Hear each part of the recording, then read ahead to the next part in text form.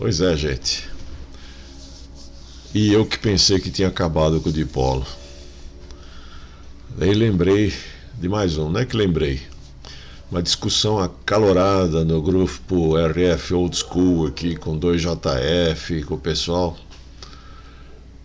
tentando descobrir como é que funciona e por que não está funcionando dipolos multibanda e direcional multibanda lá do João Roberto, do 2JF. Longas conversas no WhatsApp, no direto no VHF, e daí a gente tem que parar para estudar um pouco, né, para ver o que está acontecendo.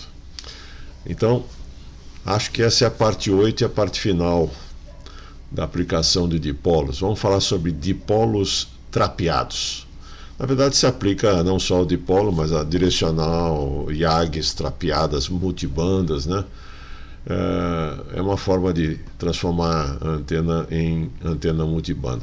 E vamos usar como exemplo um dipolo para faixa de 80 e 40 metros com trap também. Agora, o que é o trap? O que é um trap? O trap é isso daqui. São dois tipos aqui. O trap é uma armadilha, né, em inglês. É uma armadilha. Existem mais do que dois tipos. Existe pelo menos mais um terceiro tipo que eu não vou tratar aqui, que ele é um pouco mais enroladinho. Literalmente enroladinho. Esse da esquerda aqui, as duas imagens foram tiradas do Antenna Book de 1997-98, da ARRL, do capítulo 7, Antenas Multibandas. Aproveitei as imagens, dando crédito aqui para o Handbook de Antenas. Esse da esquerda é o mais clássico, né? É uma bobina bem elaborada, você veja, uma bobina prateada para dar uma boa qualidade na bobina. É o que a gente chama de bobina de seção quadrada, né? Seção quadrada porque o comprimento dela aqui, o comprimento da bobina, ele é igual ao diâmetro. Isso dá uma boa qualidade, um fator de qualidade Q bom para a bobina. Então depois a gente vai tratar disso também. E aqui dentro um capacitor para fazer a sintonia. Esse é um circuito sintonizado. O pessoal inventou de fazer isso com cabo coaxial, com essa interligação aqui. Não é uma bobina também, é uma bobina, um cabo coaxial. O enrolamento é o condutor central do cabo coaxial. Só que o capacitor é a malha em relação ao condutor central. Então, você, ao enrolar aqui uma certa quantidade de espiras de cabo coaxial, por exemplo, esse daqui não é o RG58, não, é um cabo mais fino, mas pode ser o RG58. Ao mesmo tempo que você consegue uma certa indutância, também consegue uma capacitância distribuída aqui entre a malha e o condutor central. Então é um jeito de fazer. Eu já usei as duas técnicas, tem suas vantagens, tem suas desvantagens, eu vou comentar aí ao longo do percurso, tá ok? O trap é uma armadilha em inglês, a palavra trap quer dizer armadilha. É um circuito sintonizado, que a gente chama de circuito sintonizado LC. LC é uma indutância, L e C uma capacitância, um capacitor e uma bobina. Ou seja, formado por um indutor e por um capacitor. Nesse caso, ele vai ser usado como uma função de chave para desligar ou desacoplar parte da antena quando você quer usar só um pedaço dela.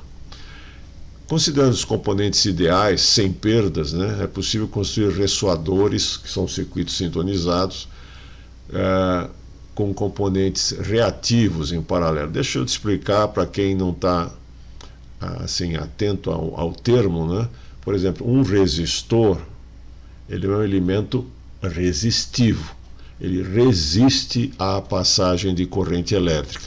E ao resistir à passagem de corrente elétrica, ele transforma essa energia elétrica em energia térmica. Então, ele transforma energia elétrica em calor.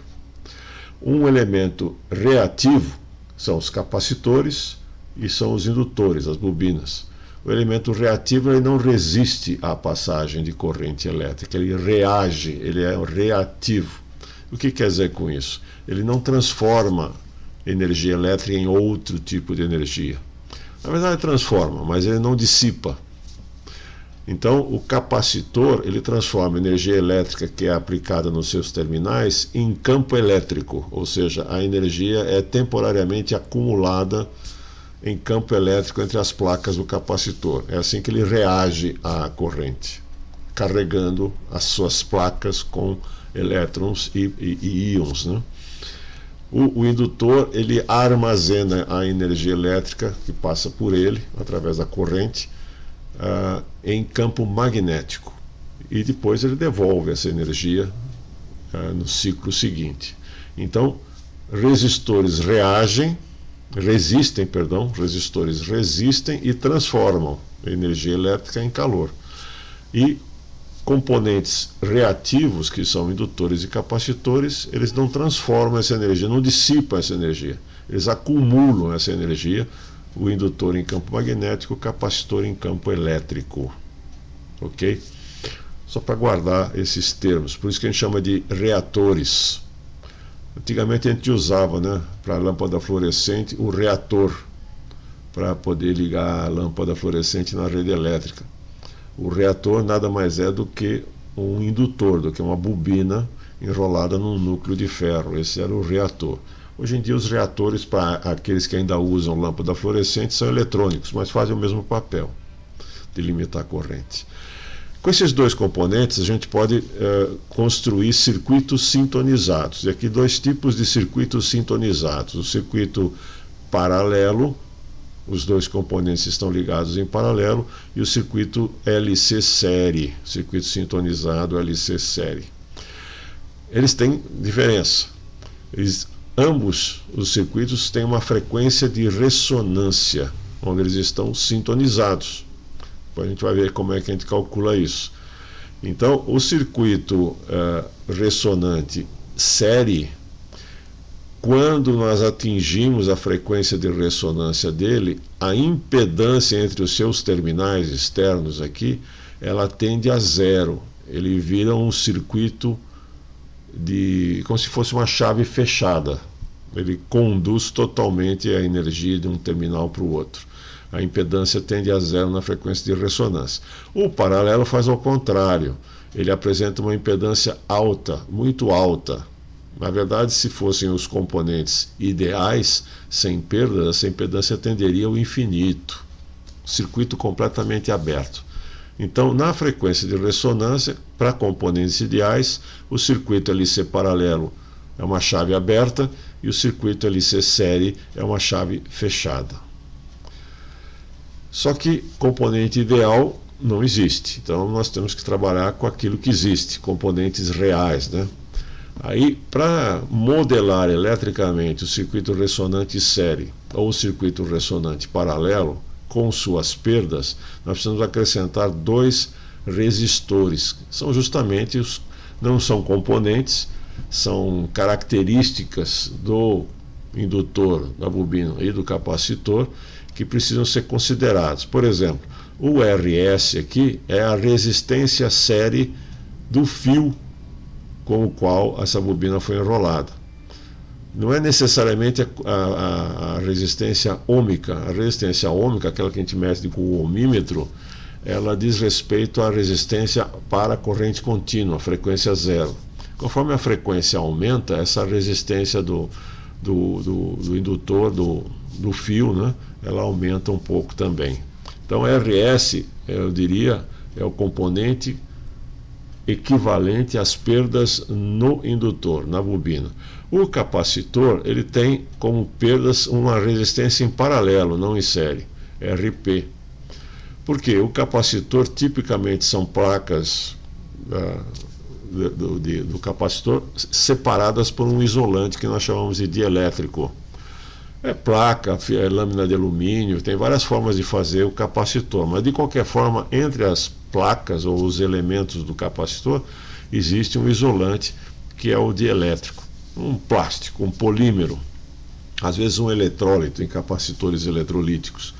E esse material, só pelo fato dele existir, ele tem perdas. Na hora que o capacitor é carregado, alguma corrente de fuga acaba existindo nesse polímero, nesse isolante, nesse dielétrico. Então, isso caracteriza uma perda, alguma perda de energia ali, tá? Então esse RP é paralelo aqui ao capacitor e o RS série com o indutor. Isso no circuito ressonante série. No circuito ressonante paralelo, a mesma coisa. O capacitor tem aqui do outro lado o resistor de perda dele, RP, e o indutor, um resistor de perda em série RS. Ok? Então aqui os dois componentes, nós vamos precisar deles, tá? Bom, independente das perdas, o indutor, ele apresenta uma reatância, e é uma reatância indutiva. Como é que a gente calcula essa? Essa é uma reatância dada em ohms, da mesma forma como a resistência do resistor, a reatância do indutor, a reatância do capacitor, elas são expressas em ohms. E para o indutor, depende da frequência. Então, a reatância do indutor em ohms é 2 vezes o π, 3,14927 e um monte de outros números depois, vezes a frequência em hertz, né, vezes a própria indutância em henries. E o capacitor é 1 sobre 2π, a frequência, vezes a capacitância, o valor do capacitor. Isso dá as reatâncias. Na frequência de ressonância, quando que a frequência de ressonância acontece? Quando o valor da reatância indutiva, tanto no circuito série quanto no circuito paralelo, quando o valor da reatância indutiva é igual ao valor, ao módulo que a gente chama da reatância capacitiva. Uma tem sinal contrário da outra, né? Normalmente a gente diz que a reatância indutiva tem um valor positivo e a reatância capacitiva um valor negativo. Mas é para fazer a matemática. Agora, quando esses dois valores se igualam, nós estamos na frequência de ressonância, aqui no F0, nos dois casos. Se você igualar XL com XC, igualar essas duas fórmulas e fazer a álgebra aqui nessa fórmula, você vai chegar à conclusão que essa frequência F, que nesse caso é a frequência de ressonância, vai ser 1 sobre 2π raiz quadrada do produto da indutância pela capacitância. Então essa é a frequência de ressonância. Então, lembrando um pouquinho de eletrônica para quem já passou por isso, e para quem não conhece, fica sabendo então que é possível encontrar a frequência de ressonância do circuito LC, do circuito sintonizado LC, através dessa formuleta, ok? Muito bem. E o que é o Q? Qual é o Q da questão? O Q da questão é o seguinte: na hora que nós consideramos as perdas no circuito ressonante, aí nós temos o circuito ressonante paralelo, né? CP com L é o circuito ressonante, RS e RP são as perdas. Se essas perdas forem substanciais, quer dizer, se elas forem maiores, o fator de qualidade cai, é baixo. Conforme as perdas diminuem, tendendo a um circuito LC ideal, né? Uma bobina de fio grosso, prateada por fora, para dar uma boa condutividade, para diminuir a resistência série, um capacitor com um excelente dielétrico. A gente tem dielétricos variados, por exemplo, um capacitor muito bom, antigamente a gente usava capacitor de mica, ele tinha uma mica prateada como dielétrico entre as placas dele, era um bom capacitor. Então, quando você tem um bom indutor com baixa perda e um bom capacitor com baixa perda, você tem um fator de qualidade, um Q alto. E conforme essas perdas aumentam, o Q diminui. O que isso tem a ver com a gente? Bom, o circuito sintonizado, ele atua como um filtro, né? Tem aqui a frequência central, a frequência de ressonância seria o equivalente ao 8 aqui, né? E daí, quando você tem um Q alto, a largura de faixa desse circuito sintonizado ele é bem estreita. Agora, quando tem um Q baixo, daí o circuito fica frouxo, né? Ele perde a qualidade, a seletividade, ok? Muito bem. RS, isso aqui não vai nos interessar muito aqui para as nossas antenas, mas é importante saber o seguinte, que já que nós temos dois resistores, eles são virtuais, eles não existem como resistores, eles são resistências equivalentes ao fio e resistência equivalente ao dielétrico, mas são resistências. eles dissipam parte da potência em forma de calor. É a perda.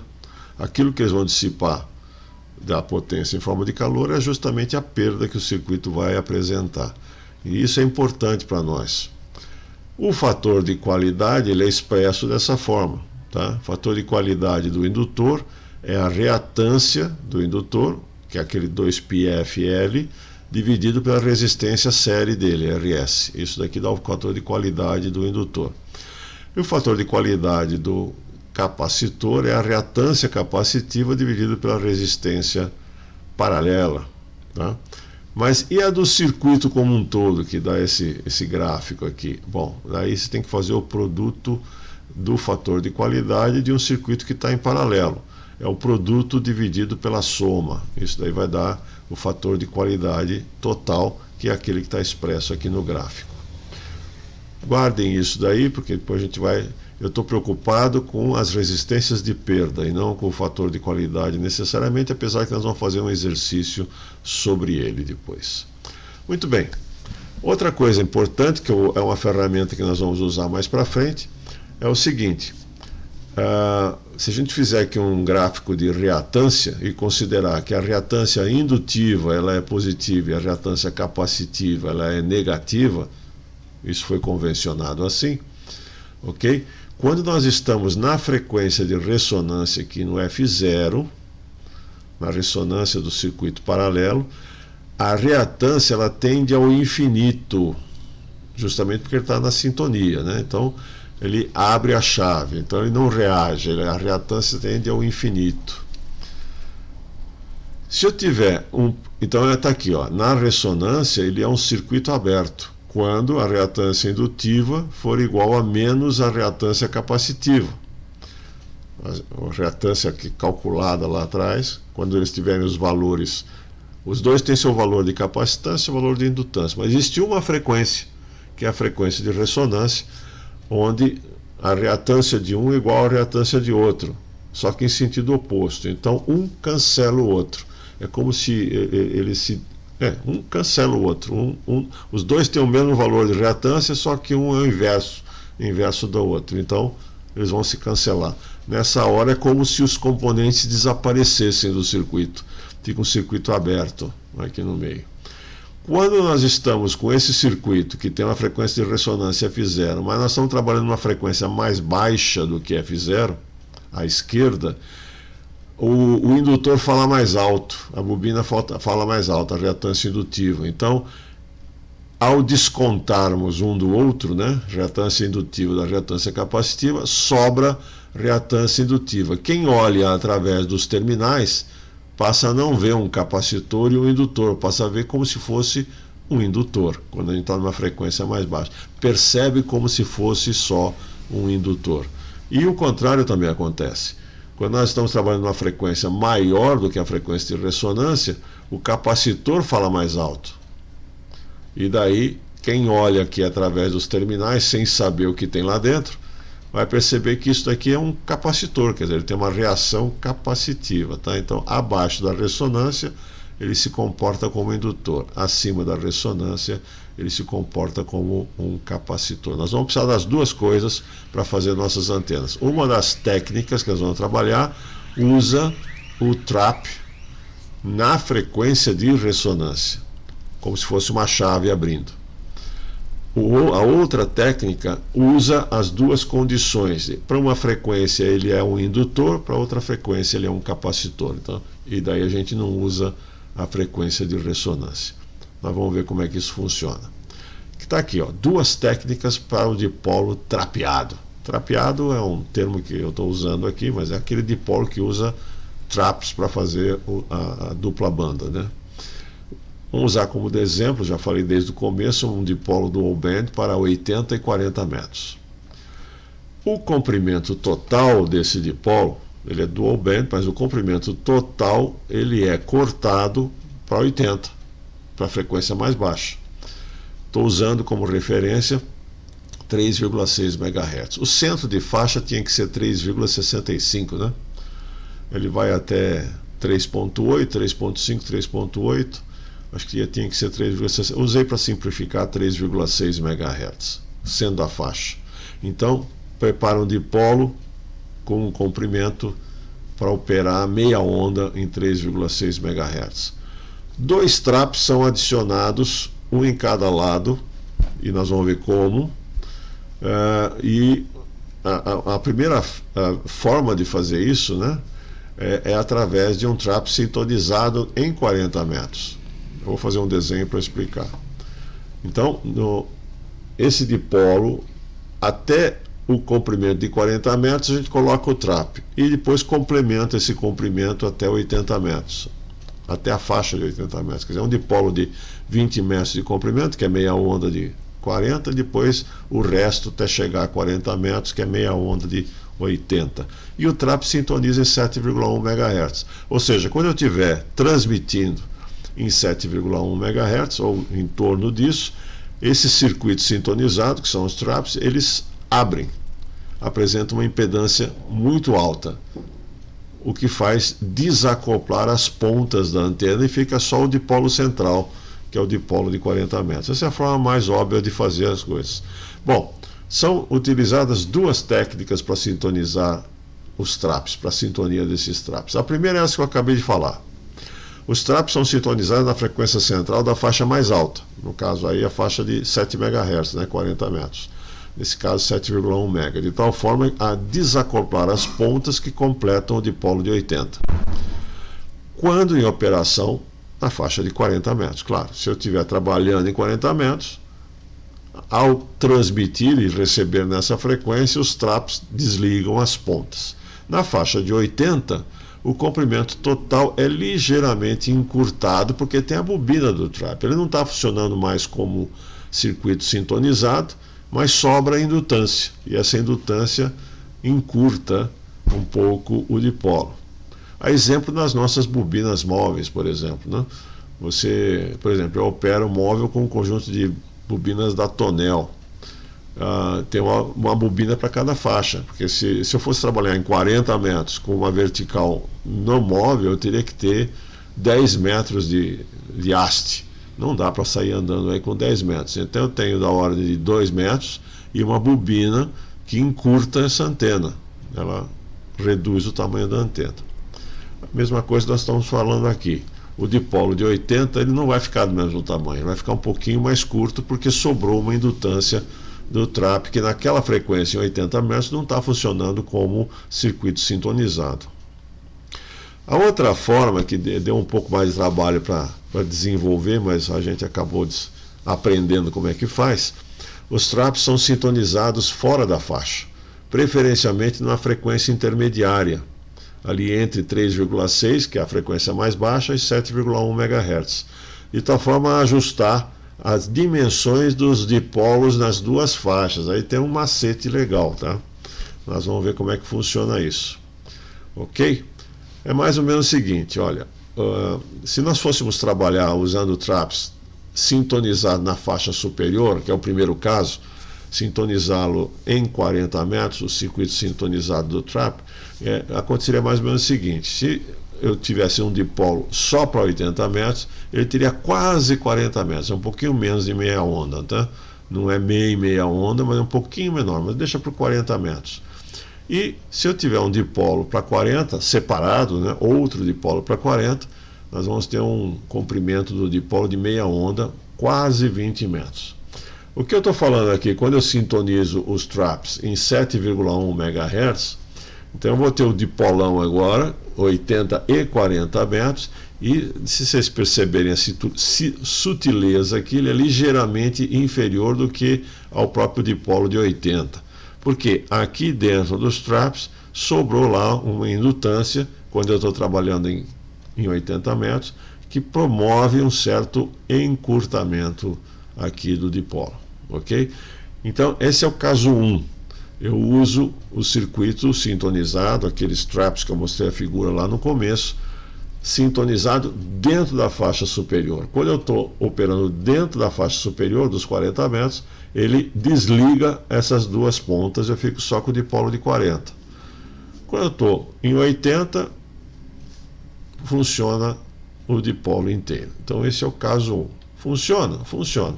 Vamos para o simulador, né? Fizemos aqui algumas elucubrações. Com o simulador é fácil, você não precisa ficar cortando o fio, nada, você vai ajustando, chega lá. Então o que aconteceu? O primeiro elemento aqui é o dipolo central, é o de 40 metros. Ele vai de menos 10,25 metros até mais 10,25 metros. Ele dá 20 metros e meio. Fiz isso para dar uma sintonia nele, ok? Já depois de ajustado. Então, normalmente ele fica um pouquinho menor do que isso. Esse elemento que começa em menos 10,25, ele está preso aqui nessa ponta do dipolo de 40 e vai até menos 19,57, quase menos 20 metros, para um lado. E o outro está engastado aqui na outra ponta do dipolo de 40, 10,25, e vai até o outro lado, 19,57. Então nós temos no meio, entre os traps, 20 metros e meio, que é esse elemento número 1, e ponta a ponta do dipolo, quase 20 metros, menos 43 centímetros aqui, que é duas vezes, né, 86 centímetros a menos aqui, que é o que está faltando para chegar nos 20 metros. Então as dimensões estão aqui, e eu coloquei o trap com um indutor de 2,242 microhenries e um capacitor de 224,12 picofarads. Daí você vai me perguntar, da onde você tirou esses valores para indutor e capacitor? É uma longa história no tempo.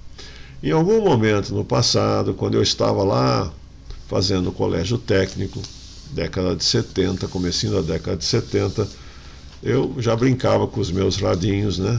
A válvula, é claro, e tentando fazer oscilador variável, VFO, para poder fazer o transmissor e tal e coisa. E quebrando a cabeça, às vezes oscilava, não oscilava, quando oscilava não dava estabilidade. Aí fui conversar com os meus professores lá, e um deles disse, olha, tem um macete que alguém me contou, mas ninguém explicou, e ele também não conseguiu me explicar.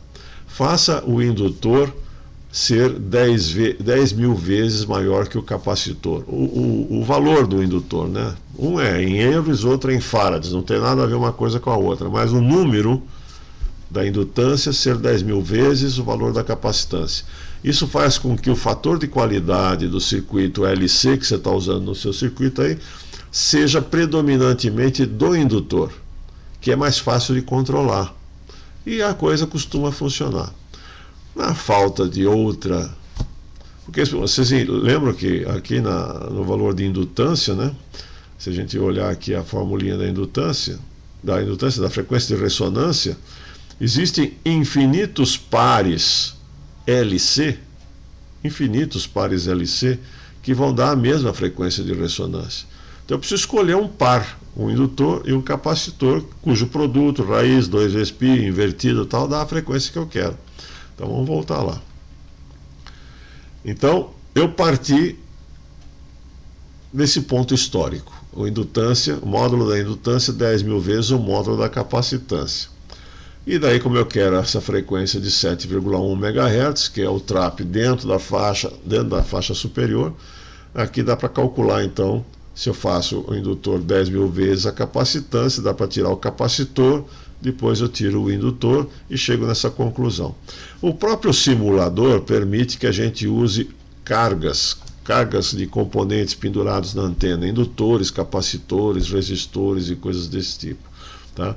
Então, na hora que eu coloquei aqui 2,242 microhenries, está vendo que a indutância dele é em microhenries, e a capacitância dele é em picofarads, né, 224,12 picofarads, ele já mostrou aqui a frequência de ressonância em 7,1 MHz, confirmando a conta que eu havia feito.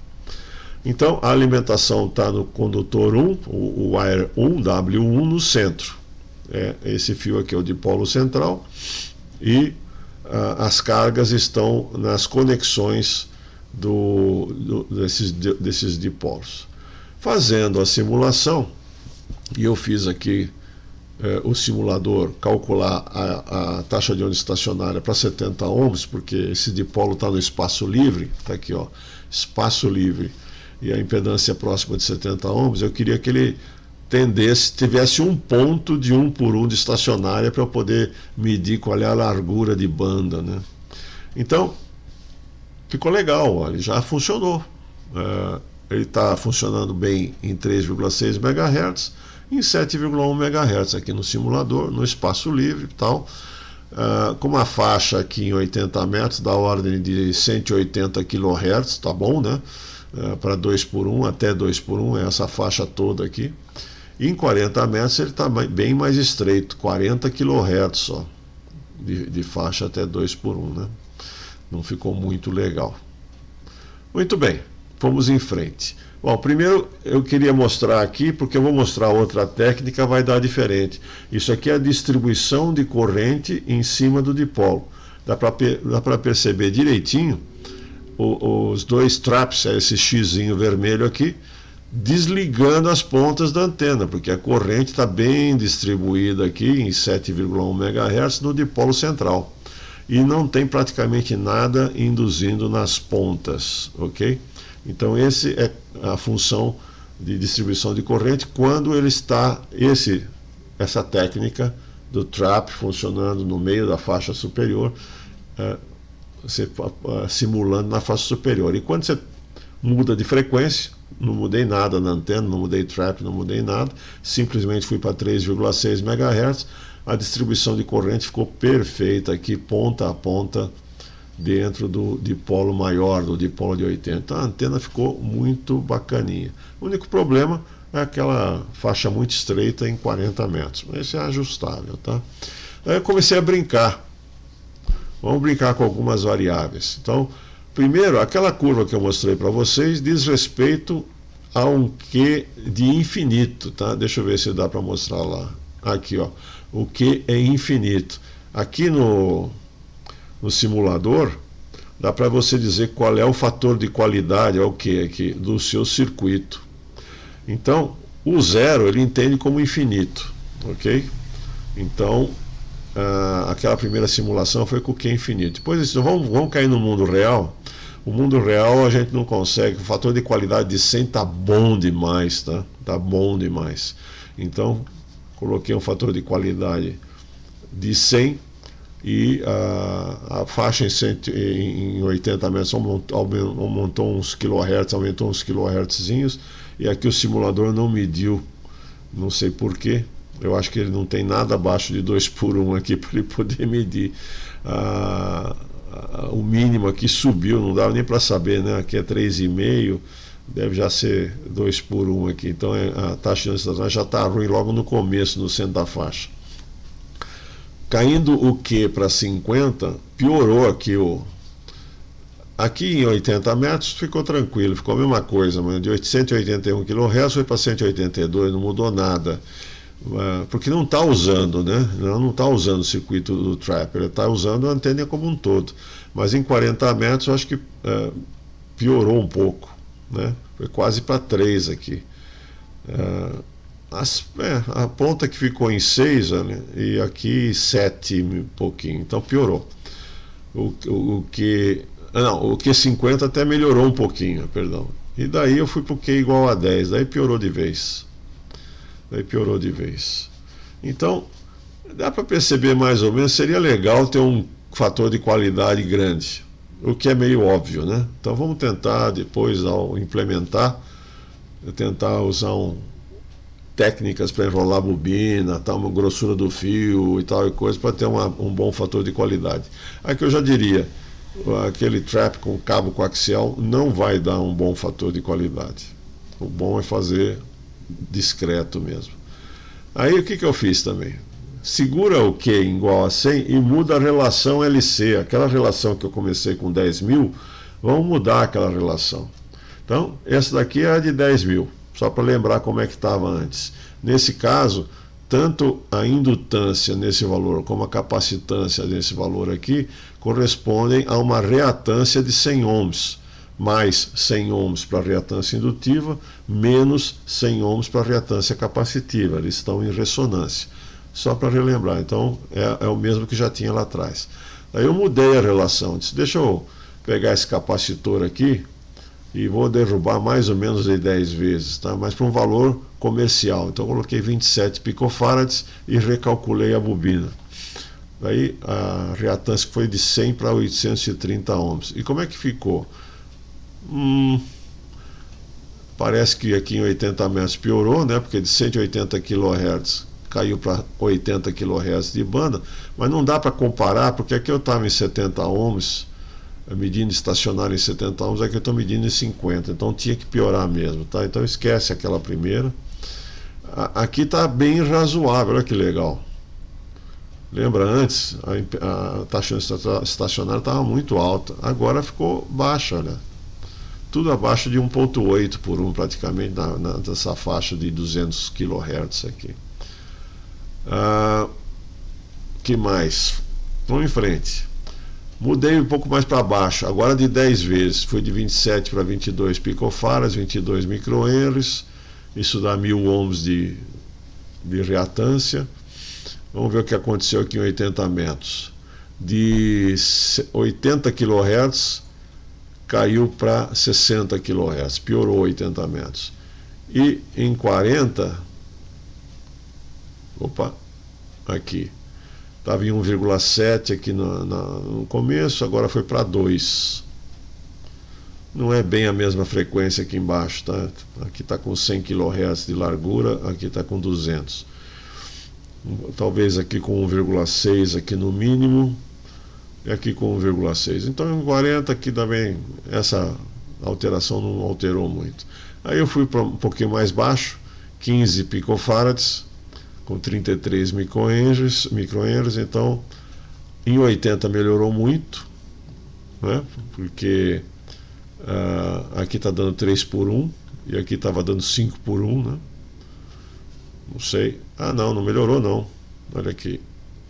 3,55 está dando 2,25 e é aqui 3,55 está aqui e aqui 3,55 está dando 3. Piorou quando eu desci mais aqui. Enfim, eu queria mostrar aqui que existe alguma correlação entre a relação entre indutância e capacitância para a mesma frequência. Então a gente tem que tomar cuidado com isso. Quanto maior a indutância, é interessante porque menor fica a antena, tá? Então lá no começo estava dando 15 metros e alguma coisa, que já está dando 14. Então a gente aumenta a indutância, a antena fica um pouquinho mais curta. De qualquer forma, todas as relações estavam funcionando. Vamos em frente. Outra técnica é traps fora da faixa. Então, usando aquele mesmo desenho, a gente tem um dipolo de meia onda aqui. Se eu aplicar, não agora circuitos ressoantes, se eu colocar só indutores pendurados aqui no dipolo, esses indutores, essas bobinas encurtam o comprimento físico para a antena para a mesma frequência, tá? É aquele efeito das antenas móveis. A gente usa a bobina para encurtar a antena, ok? Se eu colocar indutor. Obviamente, se nós colocarmos capacitores no meio da antena, ela vai precisar de mais comprimento físico para operar na mesma frequência.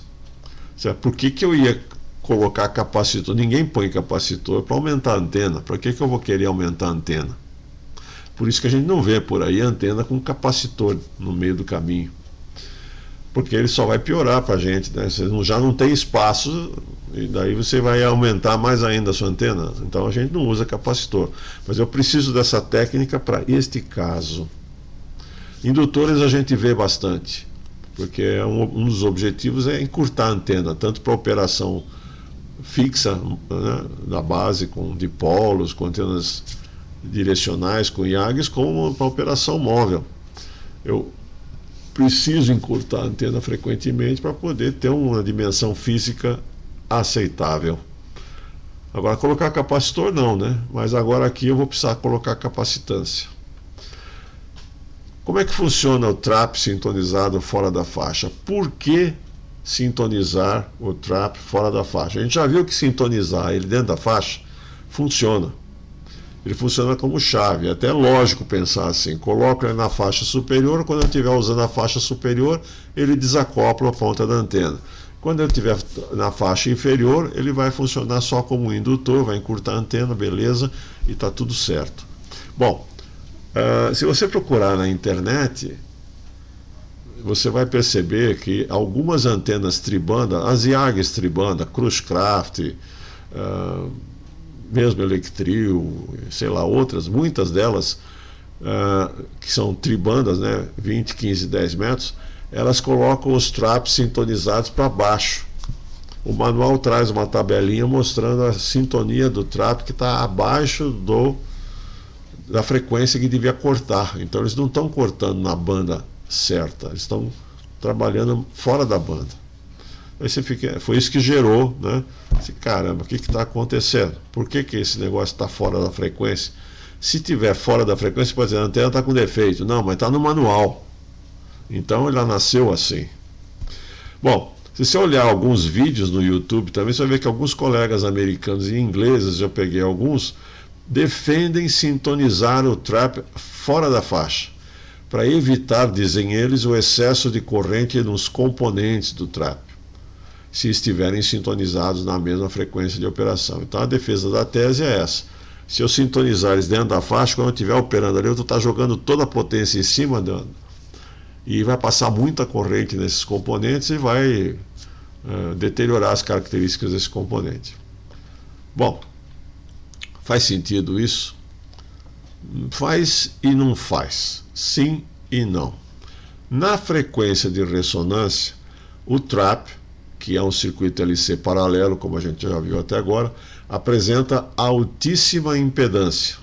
Nós vimos lá, né? Tendendo ao infinito. Se ele fosse assim, componentes quase ideais, a impedância do circuito na ressonância é infinita. Bom, pela lei de Ohm, a gente sabe que se a impedância aumenta para a mesma potência aplicada, a corrente diminui.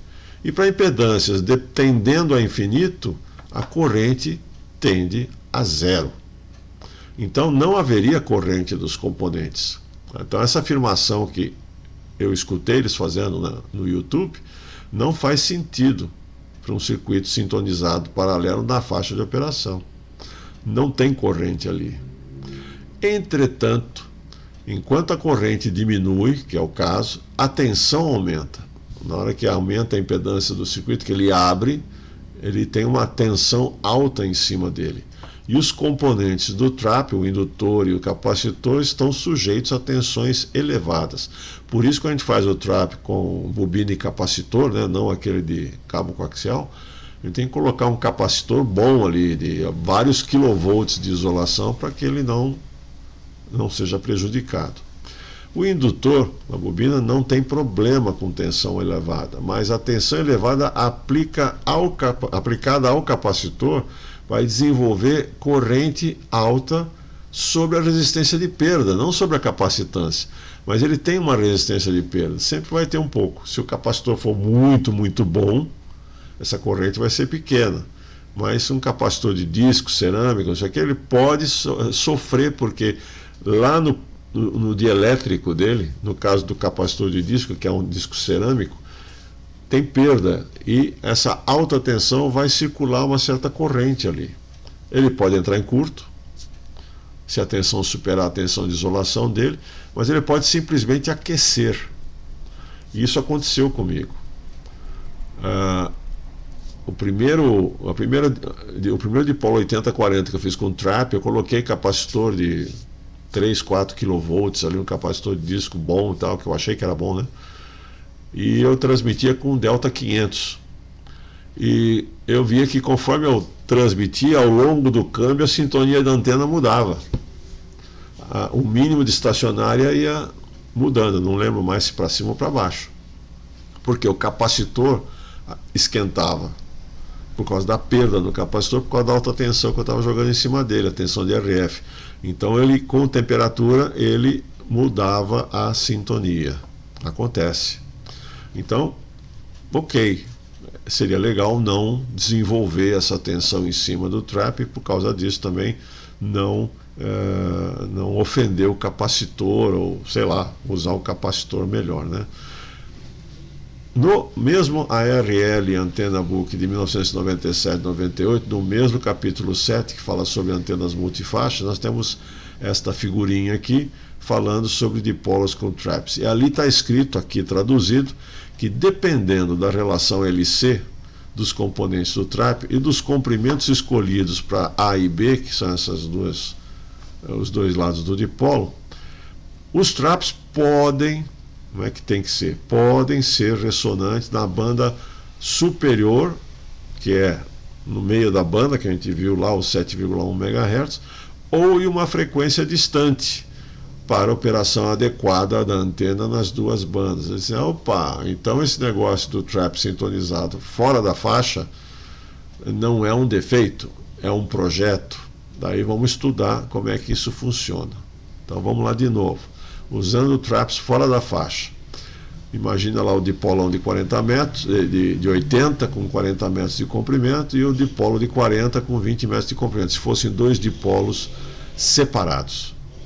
Aí eu coloco dois traps entre as faixas. Não vou pôr nem 3,6 MHz, nem 7,1. Vou colocar numa frequência intermediária. E vamos ver o que acontece. Vocês vão ver que o que vai acontecer. Eu vou ter um dipolo com um comprimento menor. Não é nem o dipolo de 80 ligeiramente encurtado, nem o dipolo de 40 original. É alguma coisa no meio do caminho, por causa desses traps sintonizados no meio das duas faixas. Lembrando, eu vou mostrar aqui para vocês o projeto feito exatamente no meio. Peguei lá 3,6 MHz com 7,1. Qual é a frequência média entre 3,6 e 7,1? 5,35 MHz. Então criei um trap sintonizado em 5,35 MHz. E vamos brincar com ele. O que acontece? A frequência central dele aqui é 5,35 MHz. Quando eu estou operando em 80 metros, eu estou na frequência abaixo de 5,35 MHz aqui. Então, o que o meu sinal enxerga pendurado na antena? Um indutor. Enxerga um componente indutivo, porque o circuito sintonizado está mais para cima. Então, quem está mandando em frequência mais baixa é a reatância indutiva, é como se fosse um indutor pendurado na antena aqui. E quando eu estiver trabalhando em 7,1 MHz, que é acima dos 5,35, quem manda é o capacitor. Então, o dipolo vai estar enxergando aqui um capacitor. Ou seja, quando eu estiver trabalhando em 80 metros, para sintonizar essa antena, o meu equipamento está esperando uma antena mais curta, porque ele está enxergando no meio do caminho, na frequência 3,6 MHz, duas bobinas, dois indutores. Então a antena tem que ser encurtada. E quando eu estiver operando em 7,1 MHz, ele está enxergando o capacitor, então a antena tem que ser alongada em relação ao dipolo de 40. Eu tenho que ficar no meio do caminho. Então existe um tamanho de antena e uma frequência de sintonia com indutores e capacitores, em que a antena encurtada de 80, em função da indutância residual, tem o mesmo tamanho da antena alongada de 40, em função da capacitância residual que sobrou ali. É uma sacada e tanto. E funciona, tá? Então, eu comecei com um dipolo de 40 metros, duas vezes 10,28 metros, dipolo puro. Está aí a resposta dele. Eu estou medindo em 50 ohms e, portanto, ele tem uma impedância perto de 72 ohms, por isso tem essa estacionária aqui de quase 1,5 por 1, porque ele está no espaço livre e tal, isso está dentro da teoria. A faixa de passagem dele, 363 kHz, abaixo de 2 por 1. Comecei com esse dipolo. Aí, vamos fazer as contas. Frequência inferior, eu quero 3,6 MHz. Frequência superior, 7,1 MHz. Frequência média, 5,35. Agora, qual é o par de indutor capacitor que eu vou usar? Chutei, peguei 33 PF. Gostei do 33 PF. chutei 33 PF para dar a frequência de ressonância 5,35. O indutor tem que ser de 26,82 microhenries. Ok, achei meu trap, mas eu não sei onde colocar ele ainda. E para colocar ele, eu fui lá no simulador. Como? Aqui está o circuito ressonante, né? XL e XC, reatância indutiva, reatância capacitiva. Reatância indutiva desse indutor de 26 microhenries, reatância capacitiva do 33. Quando eu calculo na frequência de 3,6 MHz, a indutiva vai dar 606,6 ohms e a capacitiva menos 1339,69. Quando esse mesmo circuito LC paralelo é calculado em 7,1 MHz, a reatância indutiva vai dar 1196,35 e a capacitiva menos 676,28. Se eu calcular em 5,35, que foi a origem do meu cálculo, obviamente as reatâncias têm que ter o mesmo valor, o mesmo módulo que a gente chama, só que a capacitiva tem o valor negativo e a indutiva o valor positivo. Eles estão em ressonância, mesma reatância, os dois, um com o valor contrário do outro. A reatância total foi para infinito. Eu não tinha símbolo de infinito aqui, então eu coloquei esses mais aqui. Essa é a reatância total. Como é que a gente calcula a reatância total? Como eu estou com duas reatâncias em paralelo, a gente tem que usar a formulinha de resistor paralelo ou reatância em paralelo, que é o produto das reatâncias dividido pela soma das reatâncias. E daí dá esses valores aqui. Então, essa reatância indutiva em paralelo com a reatância capacitiva em 3,6 MHz vai dar 1108,53 ohms.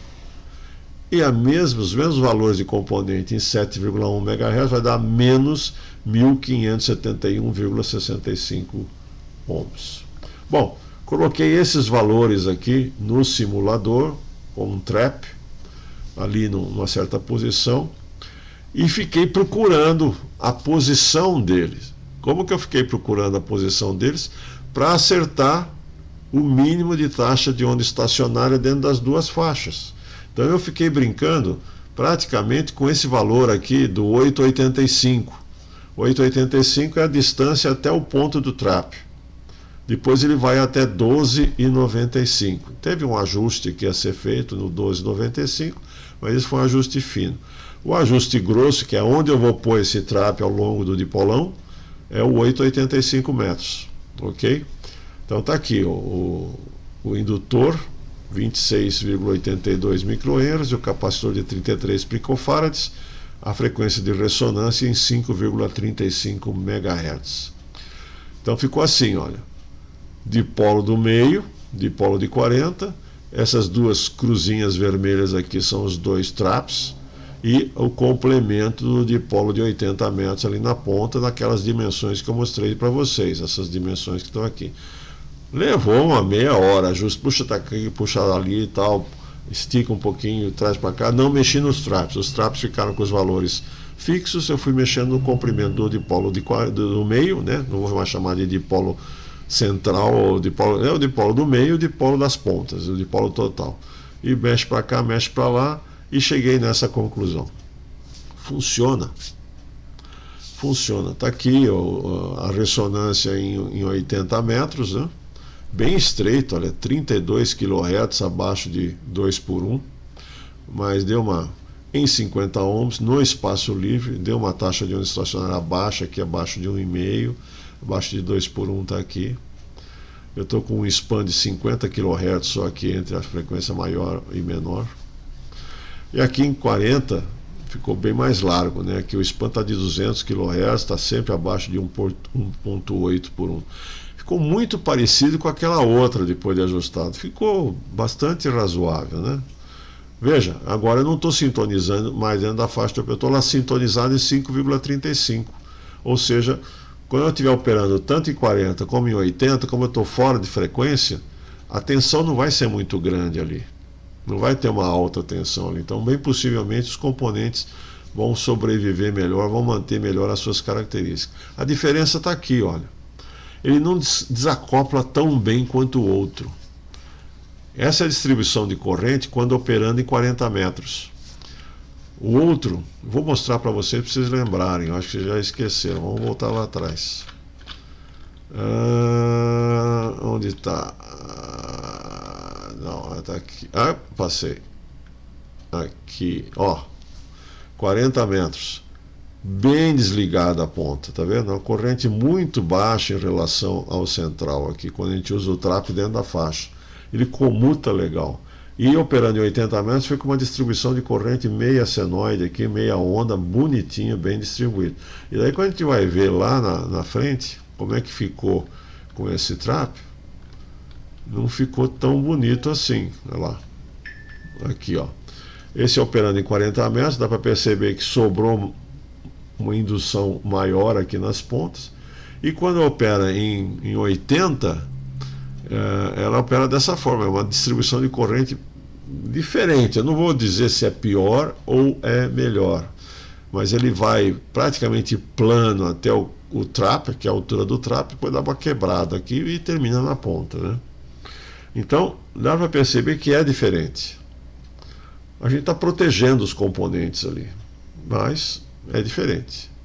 Ganho, diretividade, não muda nada. E vamos concluir então com algumas coisas.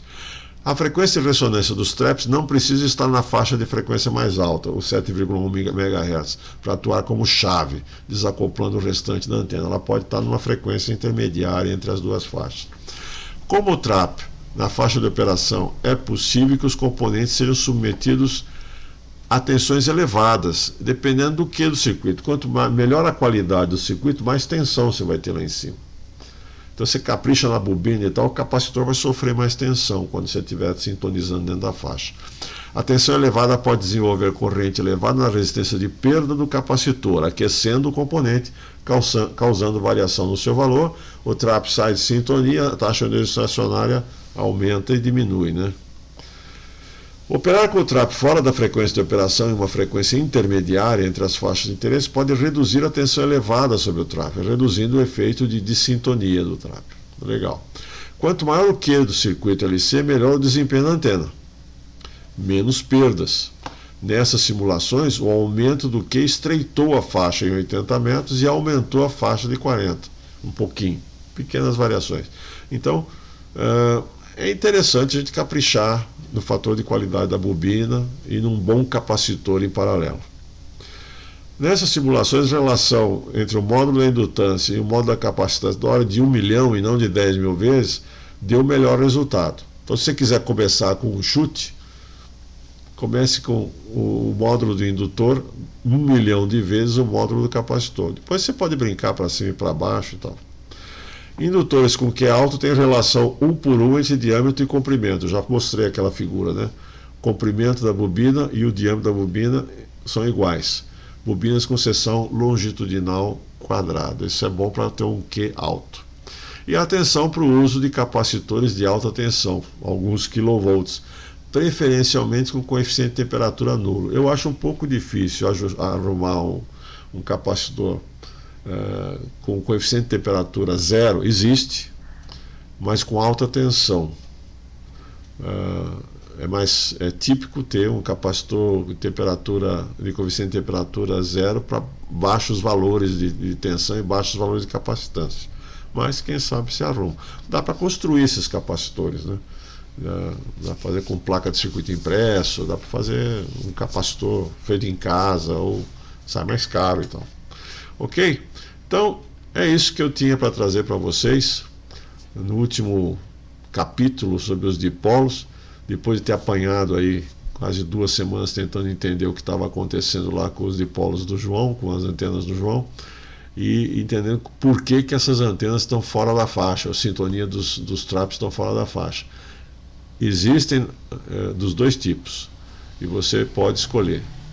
Quando você for fazer uma sintonia na faixa, capriche nos componentes, indutor e capacitor, bobina bem feita e capacitor de boa qualidade, porque eles vão ter que responder melhor ao desacoplamento da ponta da antena.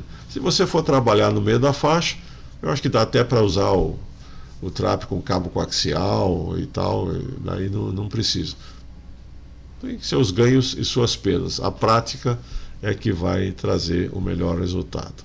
Até a próxima.